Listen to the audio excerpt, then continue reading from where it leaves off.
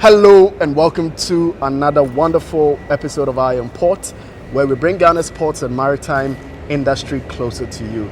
This program is made possible by Ghana Revenue Authority, GOIL PLC, Serene Insurance, Ghana Link, Meridian Port Services, and Phoenix Insurance. I Am Port is powered by Ghana Ports and Harbours Authority.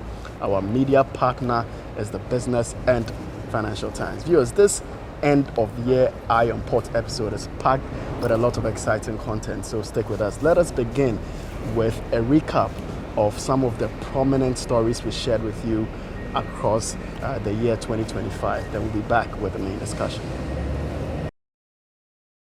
2025 was a year of expansion, security, policy shifts, and global recognition for Ghana's maritime sector, from Tema to Takoradi and across inland waterways. I Am Port followed the stories that shaped port operations, trade competitiveness, and maritime safety.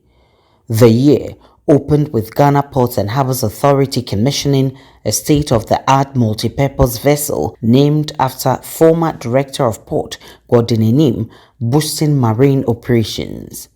Tema Port also welcomed Ocean Network Express's first Magenta vessel to West Africa, while leadership renewal continued with Theresa Potake taking over as Tema Customs Sector Commander. February focused on continuity as the new Director General of GPHA, Major General Paul Seydou Tanya-Klono, was formally introduced to staff and management, setting the tone for strategic delivery through the year.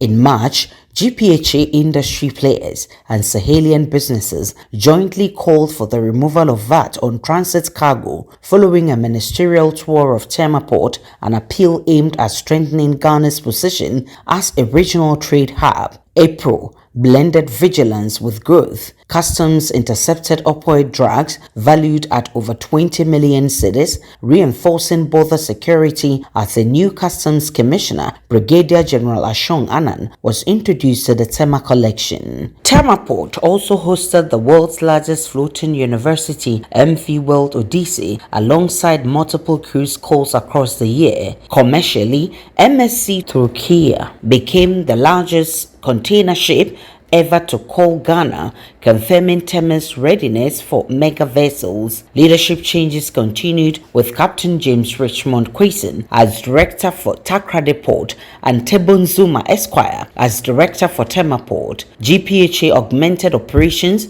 with 15 new tracks to ease logistics constraints. Labor reform featured in fisheries through a landmark MOU on fishers' wages. June delivered operational upgrades as GPHA commissioned a vessel traffic management and information system to enhance maritime surveillance. The authority also rehabilitated the Mangwazi Harbour roundabout corridor, improving access to the port enclave. July marked the rollout of government's 24/7 economy policy at the ports. Capacity building took center stage with Bernhard Schultz Ship Management inaugurating a modern maritime training center at the Regional Maritime University alongside new academic facilities. Port safety was reinforced with the commissioning of a new fire tender at Tema. August saw the launch of Ocean Centers Ghana to champion safety, sustainability, and climate resilience, while DVLA replaced DP plates with trackable stickers to strengthen vehicle monitoring. Maritime safety extended inland as the Ghana Maritime Authority established new outposts on the Volta Lake. GPHA also maintained strict oversight over the evacuation of seized excavators to military installations in support of anti-illegal mining efforts. October brought international acclaim as GPHA won a Global Community Building Award at the International Association of Ports and Harbours Sustainable Awards. The month also featured journalist training in maritime security, the Ghana Transport and Logistics Fair, and EPA public hearings on the Port of Keita project. In November, President John Dramani Mahama commissioned phases 1 and 2 of the Tema Port expansion project. GPHA strengthened trade ties with Burkina Faso, while Ghana approved its first marine protected area at Greater Cape 3 Points. Security capabilities grew with new police patrol vessels and the commissioning of a 6,000 FS cargo scanner at Tema Port. December closed the year with Tema Port winning Terminal Operator of the Year at the Ghana Shippers Awards. Tema Fishing Harbour recorded a historic call by the 137-meter Orange Frost Willemstad. The year ended with the largest port security simulation exercise and assurances from GPHA Board Chairman Asiedun Ketia on further expansion and full utilization of the Kpon Unity Terminal. Away from that, viewers, it's been a while. We had a discussion on the Africa Continental Free Trade Area. So to round off the year, we had a conversation with international trade and AfCFTA consultant Louis Yao Afo to assess the investment outlook for Ghana under AfCFTA, where he picked some holes and proffered some solutions. Here is an excerpt. Now, I received a call, I think last week, 2 weeks. Yes. A company called me. They are into fruits. Right. Say, sir, I want to know, are we qualified to export? We've heard that there's something like that going on. Is it? I said, oh, yes, we've tried, we've gone here, we don't know where to start from. Okay. So I called customs. I said, Fisher, I said, look, this is it. And I like the speed. Yeah, with which customs acted. Yes, they wanted to help. Because when you are ready to export, and this is to everybody, let's go to the Ministry of Trade, or go to the National Coordinating Office, Yes. or go to GEPA, Yeah. or go to the private sector organization. You can come to us. What we do is that we will be a liaison, intermediate organization. What you need to do if you want to export a product under AfCFTA, because it's trading with rules, headings, whether it qualifies or doesn't qualify as originating product, you have to go through a certain procedure. Right. Customs have to come and assess whether in the first place the product itself that you are producing, the raw materials, are wholly obtained Right. or not, whether there's value addition or not. They will assess that first and see whether the materials you are using to produce itself is from here, the soil. Because the preferential treatment, that is how it's going to look like. If this production, all of it, and that falls within for most agricultural products, all of it have their raw materials from here. And after rules of order, after about 60%, if it's here, or even in the value addition, if it's 60% plus, you qualify. So if the product you are is a natural product like fruit juice, and maybe the packaging you've had certain transformation, they will come and assess. After that, they will come back to you. Then you go in for certificate of origin. Right. It is that certificate of origin that is the basis will enable you to export and after. Right. There was a company that took it on its own. They didn't have the education. The product was on sea, going to Egypt. Yeah. High seas, going to Egypt. Before they started calling us that they don't have they said that if the product arrives in Egypt, they are going to accord it the full strength of duties. Yeah, sure. Yeah. And that they wanted to find out how we could help with the certificate. I said, so it's not a problem, but you don't start that way. Yeah. You don't let the goods be on high seas before you start doing the process. Yeah. So this is where the bulk of we have not done about 50% of education when it comes to really exporting. I'm saying I use the word real because people have to understand the process, the procedure, what is involved. What it means somebody sleeping on the job. You want me to say it, and that is it. And sometimes, as I said, we need to be very intentional about it. And I heard a very good story of Uganda. Uganda's economy is doing so well because they are inward looking. Right. And 80% is on agricultural sector. Even people who are ministers, officials, have farms. Okay? So they know that when it comes to, and ECAS, EAC, the community, East Africa community, they know how to trade among themselves. Right. Seamlessly. So, they know. They are doing well, more better. So that education needs to be advocated.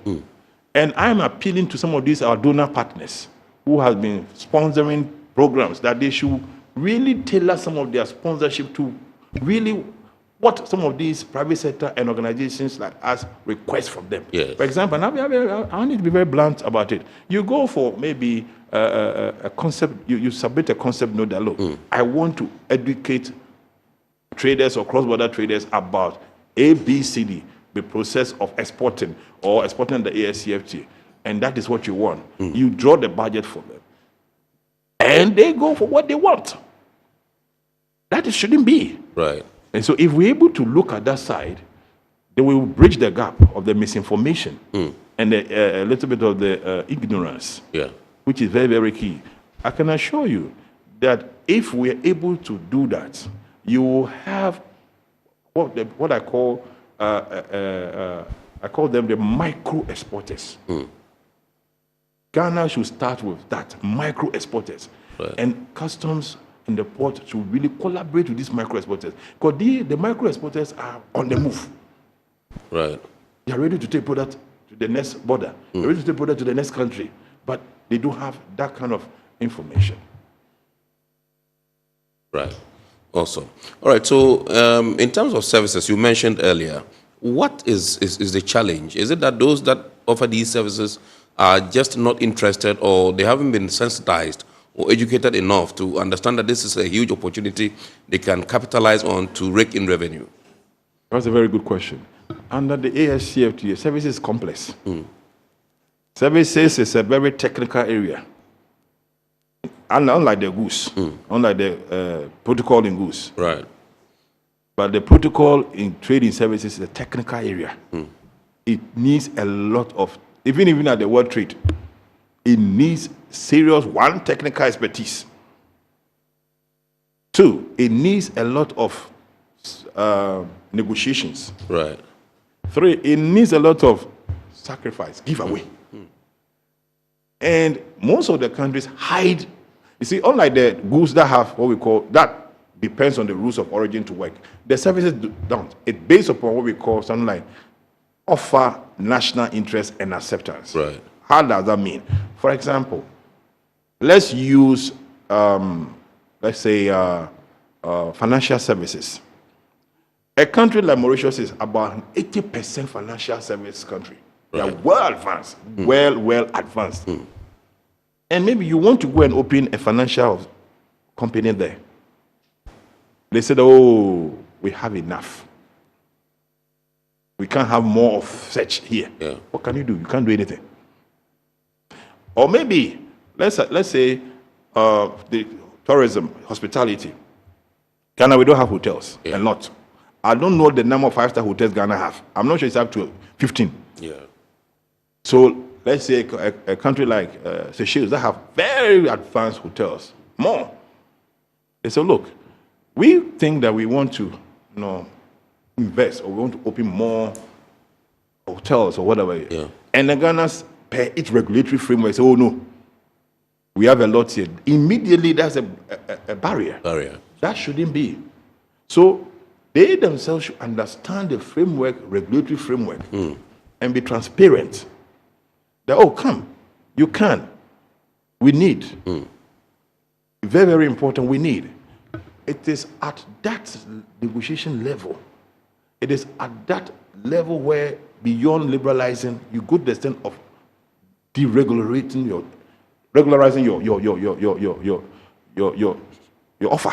Right. Which is what we need more. So I don't know why we are not 90% ready. That is what I know. Right. And I don't know why. Because is it that we have not prepared our schedules? Is it something we are waiting for something? Because it's important, if you look at Ghana's current services, what I've mentioned to you, right, there's a lot we can offer. Even we, when it comes to the maritime, there's a lot of investment we can do outside. Absolutely. Look, if you look at the area of another area we can even learn more. Like I mentioned, we can learn that, and I told the challenge to Ghana Tourism Authority. They can learn from the likes of Senegal in terms of our castles, how to manage it, and they can work with Maritime Authority. Right. What do I mean? And the port. For example, let's say Ghana Port. Can you help us get a vessel? so that it can convey or can transport people, tourists, not by road, Right. to Elmina, to mention some of the castles, Elmina, Cape Coast, Yeah. whatever. We have some of the forts around it. Yes. So immediately, if Ghana Port doesn't have the capacity and the resources, you fall on an investor. Yeah. And I can assure you, you can have a lot of domestic investors who will be ready to pump money into that Yeah. capital. And what happens? So people will not be using the road all the time when they are going for tourist. They will use the maritime. Yeah. So that is another service area. So that brings to the fore the issue of cruise tourism in our country. You are right.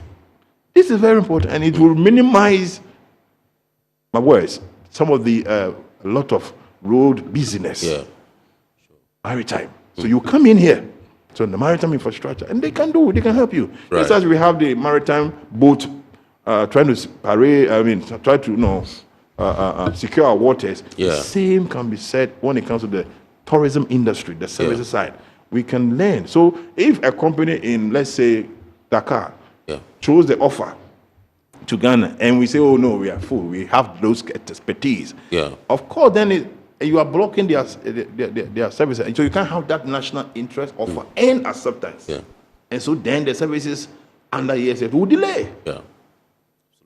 And so this is very, very important. There's something that Equatorial Guinea is doing which is amazing. Equatorial Guinea financially, now what they are doing is that, they used to export their oil and gas. They have a lot. Right. They are not a poor country. They used to export to Spain. Yeah. They were the only Spanish-speaking country. Yeah. They used to export their oil and gas directly to Spain.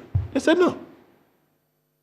I, together with other team, we did some kind of itinerary for their leaders when they came about 3 years ago. Yes. And when we went to the secretariat, the secretariat said, oh, they said, come to us, come and invest. Yes. We want to have that guided trade initiative. Right. The Secretary General said, look, Equatorial Guinea, your problem is not money, and we are very happy. And they did. Now, they said, instead of exporting those oil and gas outside, we are bringing it via across Africa. Right. Secondly, instead of we opening, and this is a challenge to all governments, instead of we going to have deposits or having bank accounts, maybe for national reasons, outside Africa, Yeah. let us open intra-African banks. Yeah.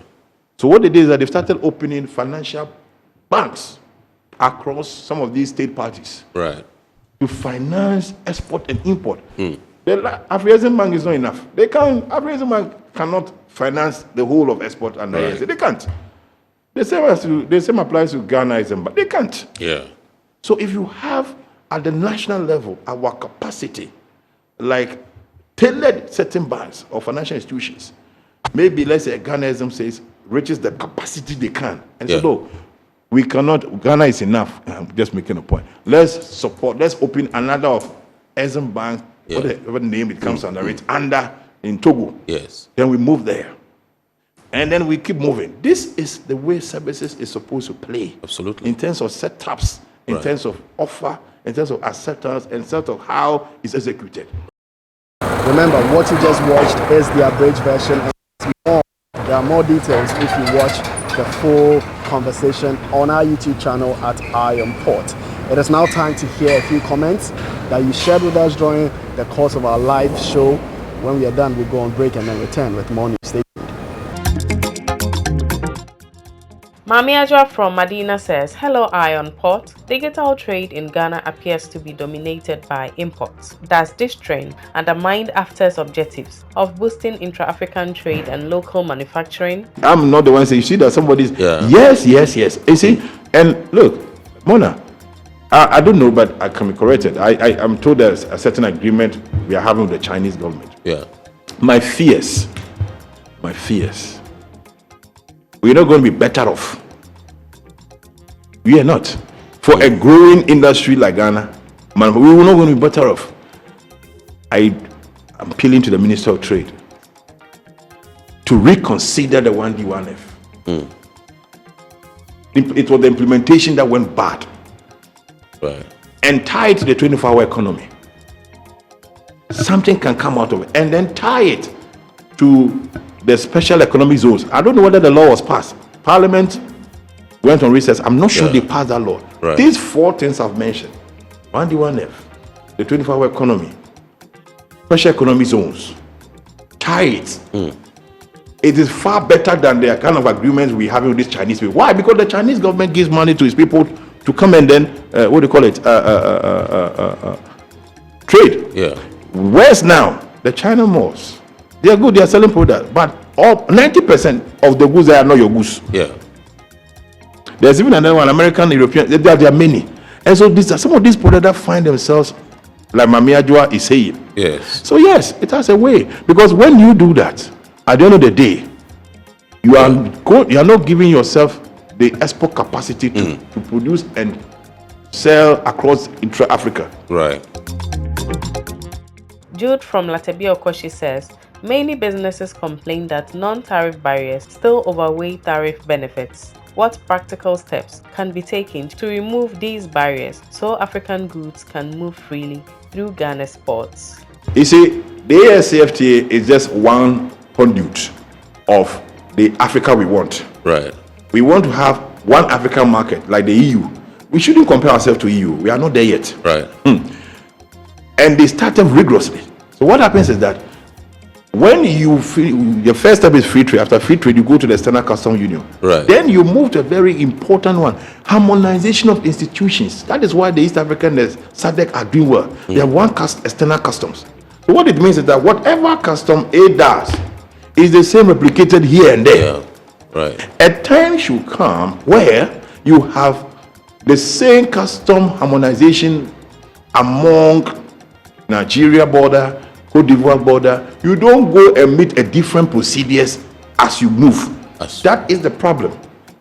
Just as we are having one harmonized standardization, the African Bank is financing one big project like that, whereby the standards that are in Ghana is accorded and recognized by another country. The same should be applicable when it comes to the non-tariff barriers in terms of road by road border trade facilitation.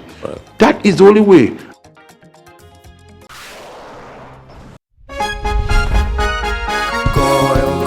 Good energy brings you quality choices with Goil Super XP. Available in many Goil stations nationwide. It is fortified with special additives that help your engine perform better and use less fuel. Branch into a Goil station today and energize your ride with Goil Super XP, compatible with most vehicles. Goil Super XP, Wufilia, huh? Wubefeel. Goil, good energy. Yeah, yeah. Electricity, then pay your taxes. Yeah. Our taxes, our future. Because you see, without our taxes, we wouldn't have good roads, good schools, better hospitals, street lights, and other very important social amenities. When we pay our taxes, we give our children free and quality education. Talga, my money too small. Why should I pay my tax? Look, small. Salifo, it doesn't matter how small or big your business or income is. You still have to pay your taxes. The little taxes from each and every one of us, when put together, could give your community clean water or that deprived school with tables and chairs. Please pay your taxes. It is your responsibility. It is your civic duty. It is the law. Welcome to today's edition of Serene Insurance Business News. We present to you Serena. You're right.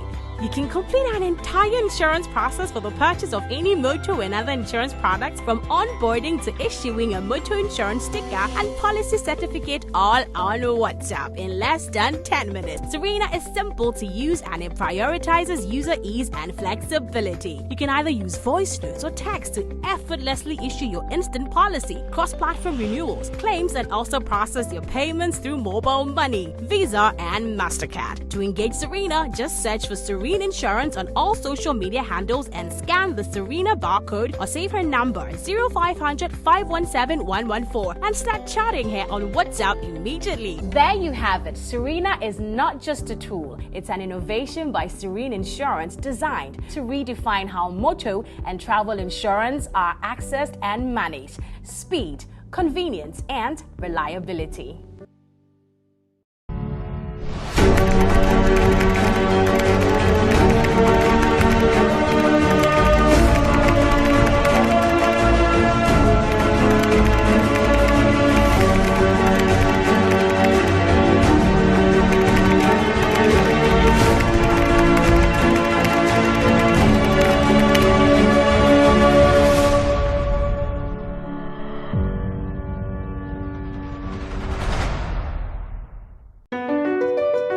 MPS Terminal 3 is Africa's new state-of-the-art container terminal at Tema Port. For manufacturers, agro-processors and traders, the new port means business can be done faster. This infrastructure boost will improve Ghana's port handling capacity, connect more trading routes, and oil the engine of growth for the economy, creating greater opportunities across all sectors as Africa's markets merge and become the largest trading bloc globally. MPS, we connect, you thrive.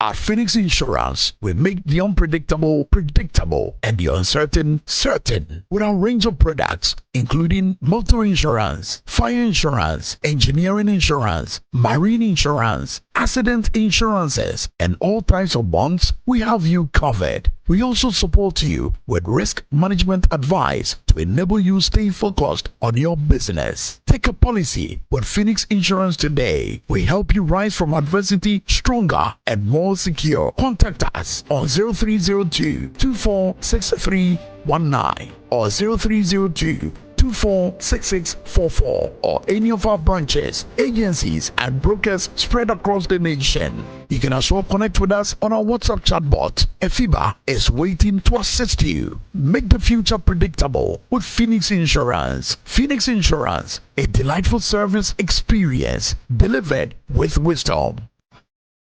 Welcome back, viewers. Let's now hear a few news and activities from the course of last week to end the year.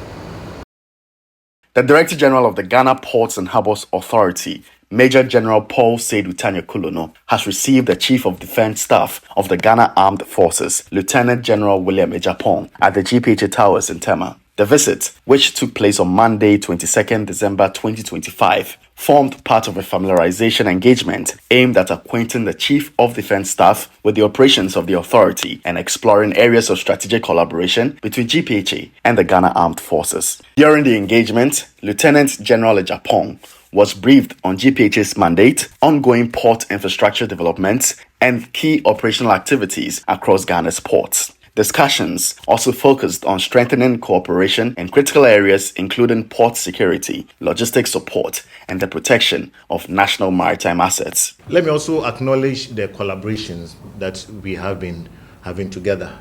But for me, what is important is how we bring out the synergy from this kind of collaboration. So we'll continue to do that same, put in our best. So I want to state that within our mandates, we are ready to support the Ghana forces and to do what is expected of us. As part of the visit, the Chief of Defence Staff toured selected operational areas of the Port of Tema, where he observed cargo handling and terminal activities, gaining first-hand insight into port operations and security arrangements. The visit highlights the long-standing partnership between GPHA and the Ghana Armed Forces and reflects a shared commitment to safeguarding Ghana's ports, enhancing maritime security, and supporting national development through strong interagency collaboration.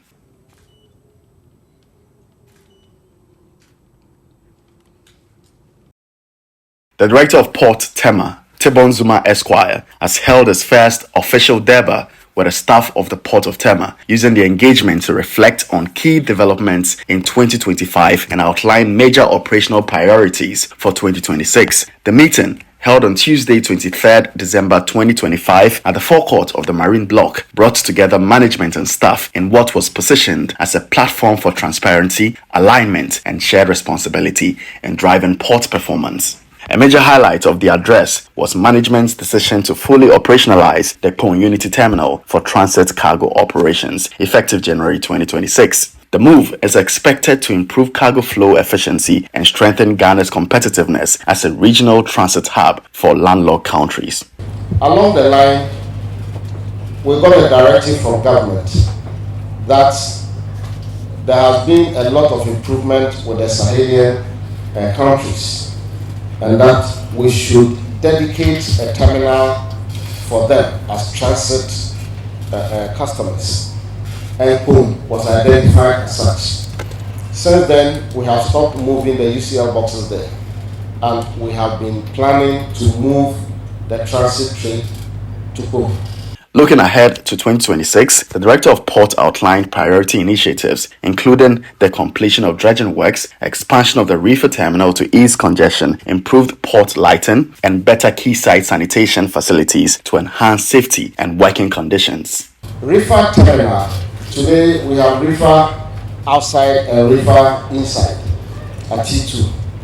Fortunately, we were approached by a landowner closer to the main reefer terminal that he was prepared to relinquish that land to GPHA and wanted us to buy it back.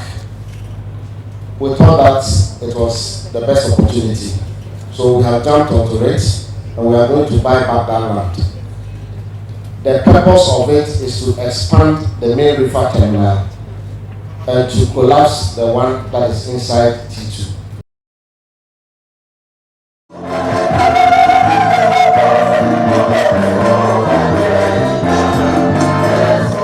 Staff and management of the Ghana Ports and Harbours Authority-GPHA have lighted up the Christmas season with 9 lessons and carol service under the theme Joy to the World, the GPHA Christmas Praise 2025. The event, which took place at the forecourt of the Port of Tema, marked the official ushering in of the Christmas season and featured an interdepartmental carols competition. Various departments delivered rich and spirited performances, including the French class, Marine Unit, Security, Audit, Transport, Reefer,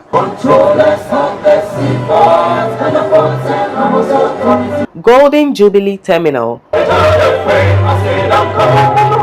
Operations, Fire and Safety Department, among others. The celebration opened with stirring musical performances, dramatic acts, and a Christmas play that set a joyful and a reflective tone for the celebration. In his remarks, the Director of Port, Tebon Zuma Esquire, expressed gratitude to all participating departments, expressing optimism about the continued success of the annual 9 Lessons and Carols celebration. Tema Port Management and General Managers from headquarters, on behalf of myself and the Director General, who would have loved to be here, but because of other schedules, he is not able to be present. I wish to welcome all the participating choir teams, and I'm told you have been preparing for the past 1 month, and I will not be surprised at all to see a very strong competition.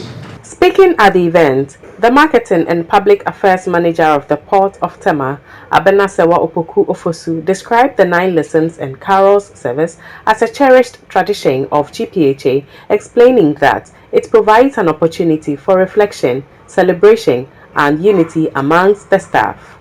We are in for an excellent time, but we would also want to appreciate all the various heads and the departments.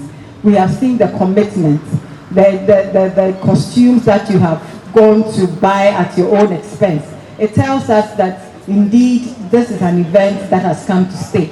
The event was climaxed with the emergence of the Golden Jubilee Terminal as winner of the Interdepartmental Carols competition.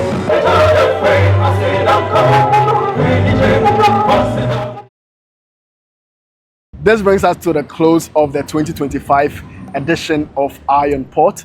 And we hope you've been informed and educated as you've been across the entire year. Thank you for watching and see you in the new year.